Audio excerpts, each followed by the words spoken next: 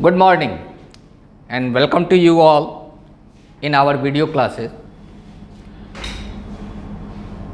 In previous classes we have studied about the nutrition, and today I am going to teach you some modes of nutrition. Modes of nutrition. There are two types of modes of nutrition. First, autotrophic, and second, heterotrophic. Autotrophic means self synthesize. कहने का मतलब है कि nutrition दो प्रकार के होते हैं. सबसे पहले तो हमने न्यूट्रिशन इस बारे में जान चुका था कि intake of food, digestion and its utilization को हम न्यूट्रिशन प्रोसेस कहते हैं, कि जिसमें भोजन लेते हैं और उसको जो है सो डाइजेस्ट करते हैं और उसका फिर यूटिलाइज करते हैं, तो वो न्यूट्रिशन था. अब आया कि न्यूट्रिशन कितने प्रकार के होते हैं, तो मोड्स ऑफ न्यूट्रिशन दो प्रकार के होते हैं. एक होते हैं ऑटोट्रॉफिक और दूसरा होता है हेटरोट्रॉफिक. ऑटोट्रॉफिक का मतलब होता है कि food synthesize by the inorganic raw materials. मतलब कि ऑटोट्रॉफिक में जो न्यूट्रिशन होगा उसमें जो ऑर्गेनिक मटेरियल्स का सिंथेसाइज होगा, यानी फूड का जो सिंथेसाइज होगा वो इनऑर्गेनिक रॉ मटेरियल्स से होगा. इनऑर्गेनिक रॉ मटेरियल्स जिसमें कि ऑटोट्रॉफिक में होता है क्या कि हम सनलाइट, क्लोरोफिल, ये पानी, वाटर और कुछ जो है सो मिनरल्स का यूज करके हम ऑर्गेनिक मटेरियल्स में सिंथेसाइज करते हैं, तो वो कहला जाता है हमारा ऑटोट्रॉफिक न्यूट्रिशन, जो कि प्लांट्स करते हैं. ठीक है. और सेकंड है हेटरोट्रॉफिक न्यूट्रिशन. हेटरोट्रॉफिक न्यूट्रिशन, इसमें जो फूड ऑब्टेन करते हैं वो हम दूसरे से करते हैं, दूसरे पर डिपेंड रहते हैं. अपने भोजन के लिए जब भी होगा हम खुद नहीं सिंथेसाइज कर सकते हैं, हम डिपेंड रहेंगे, या दूसरे ऑटोट्रॉफ्स पर डिपेंड रहेंगे व किसी दूसरे हेटरोट्रॉफ्स पर डिपेंड रहते हैं, तो वैसा न्यूट्रिशन कहलाता है हेटरोट्रॉफिक न्यूट्रिशन. अब यहाँ पहले ऑटोट्रॉफिक न्यूट्रिशन में ये दो प्रोसेस से होंगे. एक प्रोसेस होता है फोटोसिंथेसिस और दूसरा प्रोसेस होता है इसमें केमोसिंथेसिस.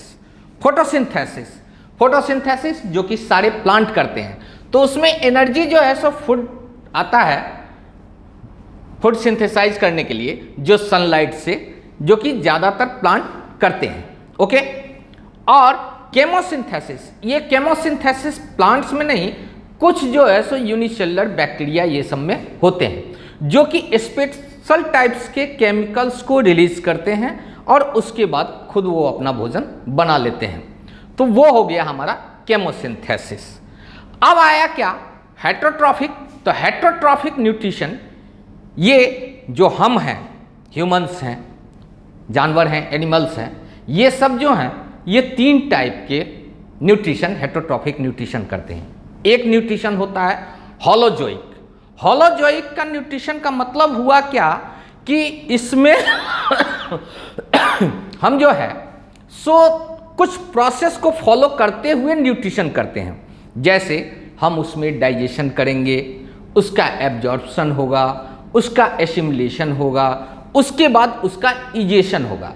ये जो प्रोसेस परफॉर्म करते हुए एक हॉलो मीन्स होता है कि खाली. ठीक है.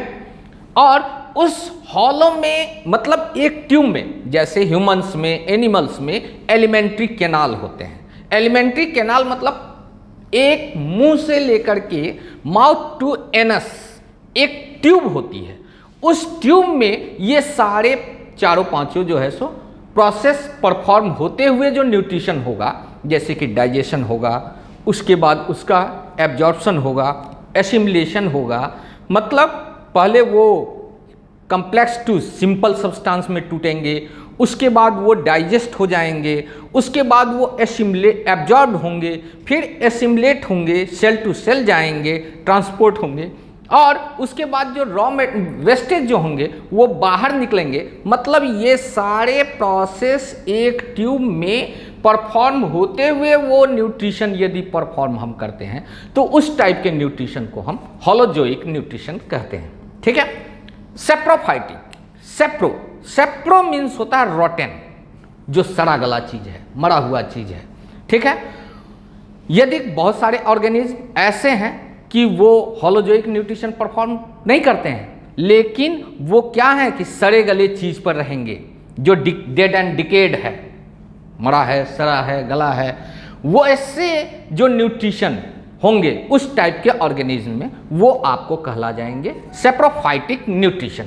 मतलब प्रायः यह सेप्रोफाइटिक न्यूट्रिशन जो लिविंग ऑर्गेनिज्म है वो नॉन लिविंग्स पर डिपेंड रहते हैं। नॉन लिविंग थिंग्स जो सड़ जाएगा, गल जाएगा, उस पर से अपना न्यूट्रिशन यदि फुलफिल करेंगे तो वो कहला जाएगा सेप्रोफाइटिक न्यूट्रिशन।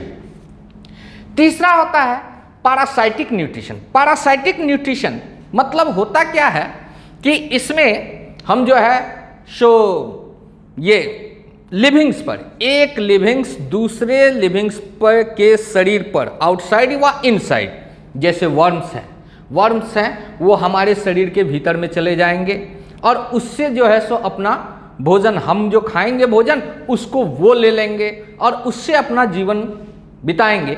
तो वो उस टाइप का न्यूट्रिशन, मतलब कि लिविंग थिंग्स दूसरे लिविंग थिंग्स पर, जैसे ये कैस्कुटा, ये अमरबेल की लत्ती, ठीक है, ये जो है क्या होता है कि किसी पेड़ पर गुरीच, ये आम के पेड़ पर रहेगा, ठीक है, और आम के पेड़ का बनाया हुआ फोटोसिंथेसिस से बना हुआ जो फूड्स होगा, ऑर्गेनिक मटेरियल्स, उसको वो एब्जॉर्ब करेगा और उससे अपना लेगा।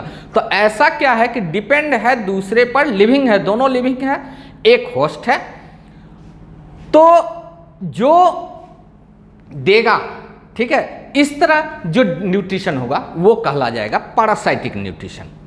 अब आया कि on the basis of taking food habits के आधार पर होलोजोइक न्यूट्रिशन जो है वो आपको 3 प्रकार के होते हैं। एक होते हैं हर्बीवोरस, एक होते हैं कार्निवोरस और एक होते हैं ओमनिवोरस। हर्बीवोरस कैसा है? तो हर्बीवोरस जो डिपेंड करता है ओनली हर्ब्स पर, मतलब कि जो प्लांट्स पर, साग व प्लांट्स प्रोडक्ट जो रहेगा उस पर जो डिपेंड रहेगा वो कहलाएगा आपको हर्बीवोरस। और जैसे हो गया कि गाय हो गए, बकरी हो गए, ये सब जो हैं सिर्फ प्लांट प्रोडक्ट्स खाते हैं और या तो प्लांट्स खाएंगे, हर्ब्स खाएंगे, तो वैसा ये सब जो है सो हर्बीवोरस रहेंगे। Carnivorous which depends only on meat, flesh, एक ये सब पर जो रहेंगे वह दूसरे एनिमल को सिर्फ मार करके खाएंगे, तो वैसा क्या कहलाएंगे? कार्निवोरस कहलाएंगे। जैसे टाइगर हुआ, लायन हुआ, ये सब क्या है, ये सब साग पात नहीं खाएंगे। शेर मर जाता है लेकिन घास नहीं खाता है, इसका कारण यही है कि वो कार्निवोरस है।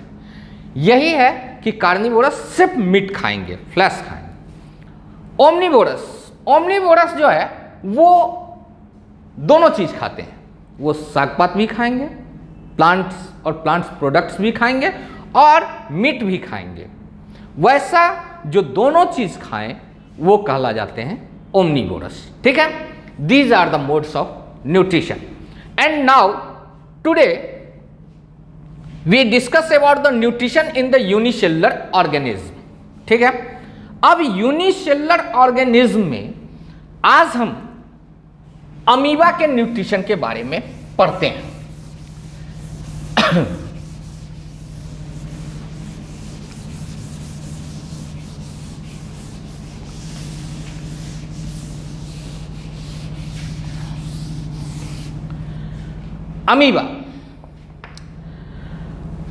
अमीबा कैसे न्यूट्रिशन करता है? हालांकि इसका भी जो है सो न्यूट्रिशन आपको होलोजोइक न्यूट्रिशन है।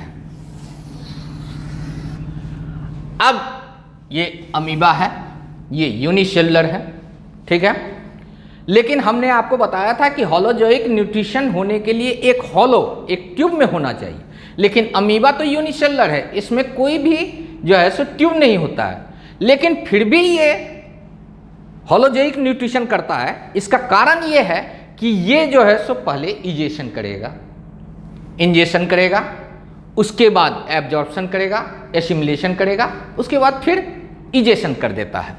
तो इसलिए अमीबा जो है सो होलोजोइक न्यूट्रिशन करता है। अब यहाँ आइए, होता क्या है कि अमीबा कैसे न्यूट्रिशन करता है। तो जब इसके पास कोई फूड मटेरियल्स व प्रे मतलब उसी फूड मटेरियल्स को कहते हैं, जब आया इसके शरीर के नज़दीक में, इसका सेंसेशन बोला, तब ये होता क्या है कि अमीबा अपने बॉडी से एक टेम्पोररी ऑर्गन्स को बढ़ाता है। ठीक है, ये टेम्पोररी ऑर्गन्स जो बढ़ते गए ये कहलाते हैं आपको सीडोपोडिया। ठीक है, सीडोपोडिया को बढ़ाते जाएंगे और इसको क्या करते हैं कि फूड मटेरियल्स को घेर लेते हैं। और ये घेरने के बाद ये जो प्रोसेस है, फूड मटेरियल्स को लेने का जो प्रोसेस है, ये प्रोसेस कहलाता है आपको फैगोसाइटोसिस।